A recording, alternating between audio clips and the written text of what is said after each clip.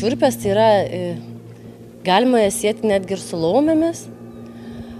Jos yra moterys, turinčios daug jėgos, daug galios, tokio truputėlį mistikos, kurios nuolat kažkokią tai rezgančios suokalbį.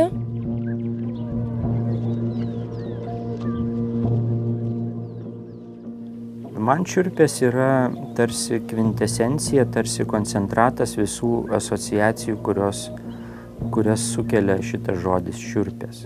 Ir kiekvienam žmogui jisai skirtingas sukelia asociacijas.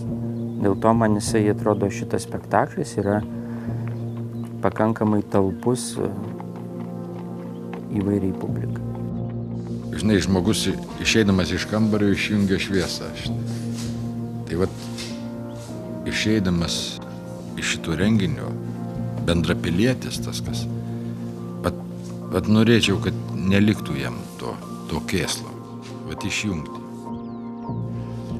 Norisi, kad žmogus vis tik tai, ne tik tai toksai, žinai, kaip sakyti, reiškia, zoologinė būtybė, žinai, reiškia. Oi, kaifas, oi, smagu buvo. Nieko nebuvo. Patylėt, kad jis norėtų. Pabūt. Pats su savim.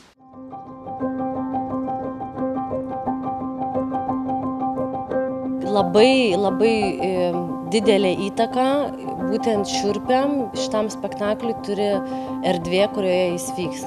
Dėl to, kad šiurpės, ar tai laumės, ar bet kokie mitologiniai personažai, viskas yra siejama su gamta. Ta erdvė, ežeras, miškas, tai yra tokia jėga, kuri tik tai padės ir aktoriam, ir apskritai žmonėm, ir va, tas pajautimas, tiesiog man atrodo, kad kiekvienas žmogus pats ir bus kaip po dalyvis pačio spektaklio, ne tik žiūrovas.